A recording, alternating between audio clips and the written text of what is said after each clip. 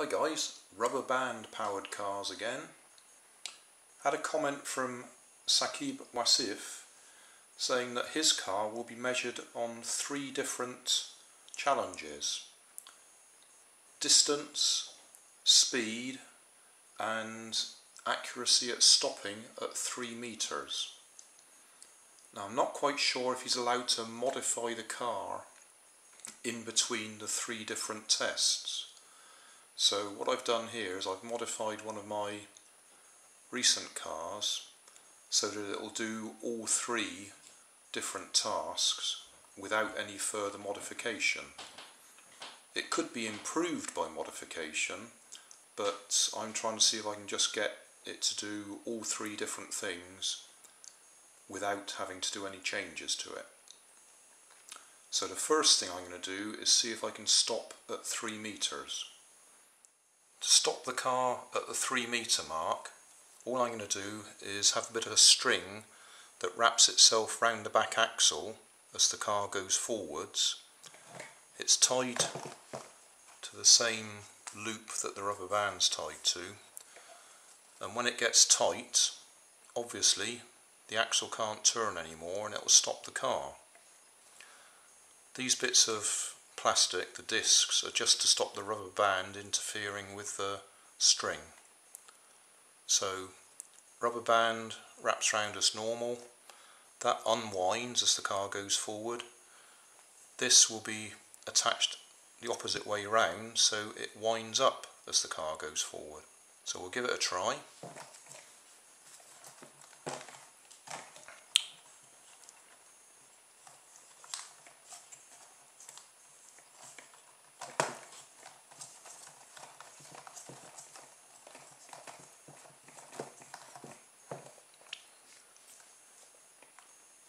Right, this needs to go underneath because it needs to wind up in the opposite direction. And what I've actually done is I've made that little peg quite sharp so it actually digs into this piece of string.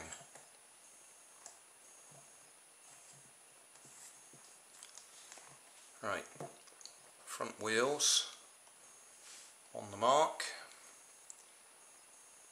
Let it go.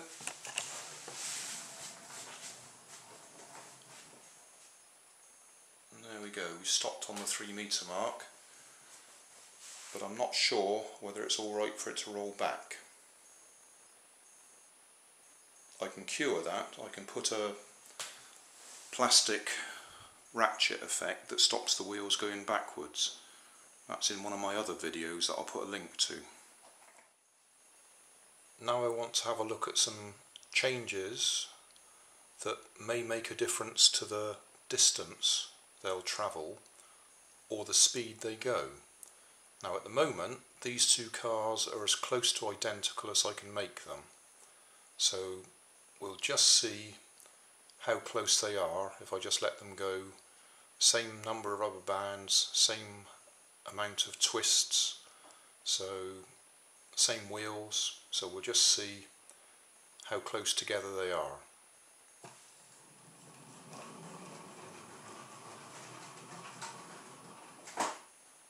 Well, that was neat, wasn't it? Now I'll show you how I can make this car accelerate faster. What I've done is I've cut a strip out the middle of this polystyrene plate and I've wrapped it round the back axle so it makes the axle thicker. So now when I wrap the rubber band round it, the rubber band's going to have a greater leverage on the back axle. You might have to look that up. But that means it will accelerate faster. The disadvantage is it won't go as far. Now it won't really show in my kitchen because it's not long enough to show the difference for distance, but it will show the difference on the acceleration. So that's our second knot just on the axle. I've already wound this one up, so hold them both together and point them in the right direction and release.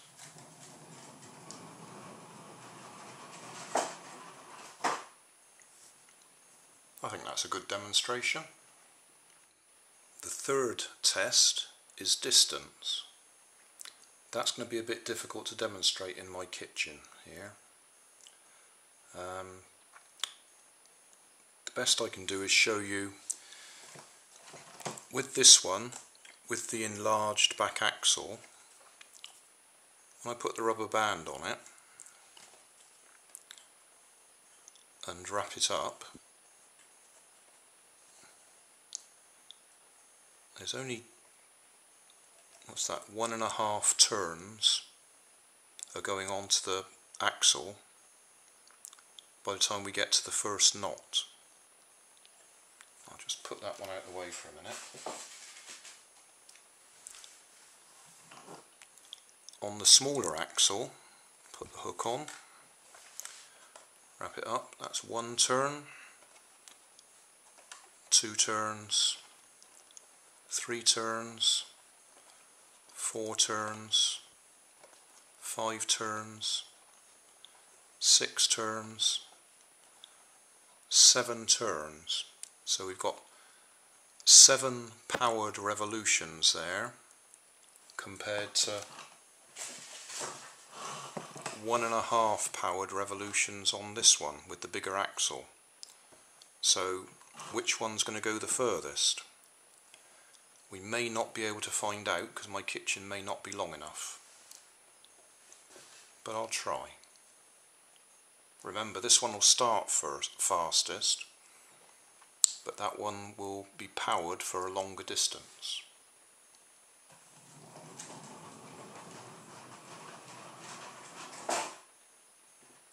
Right, not a convincing demonstration that, because we just don't know how much further they'd have gone. I don't know if it was visible where the rubber bands came off. The left hand car, the rubber band came off, well, not very far away, whereas the right hand car, the rubber band came off just when it got up to the cushions at the far end. But I've got no way of knowing how far they'd have freewheeled after that. So can't answer that question, distance. I can tell you how to make them go faster, but that is not necessarily going to make them go further. Okay, summary time.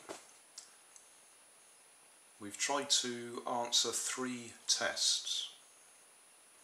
First thing I did was put an extra peg on this back axle and used a piece of string tied to the front to stop the car at 3 meters. The bit of string wraps up round the back axle as the car moves forwards, and when it gets tight it stops the axle turning, so it stops the car. These bits of plastic here is to stop the string getting wound up with the rubber band. In the demonstration, after the car stopped, it started to roll backwards. Now I don't know whether that is important in the test. If it is important, I've got another video that shows you how to put a ratchet effect on the wheels, which means they can only go forwards, they can't roll back. The second thing I demonstrated was making the back axle thicker by wrapping some polystyrene foam round it. That clearly demonstrated that the car accelerated faster with the bigger back axle, but we weren't able to see whether it went any further, what the distance was like.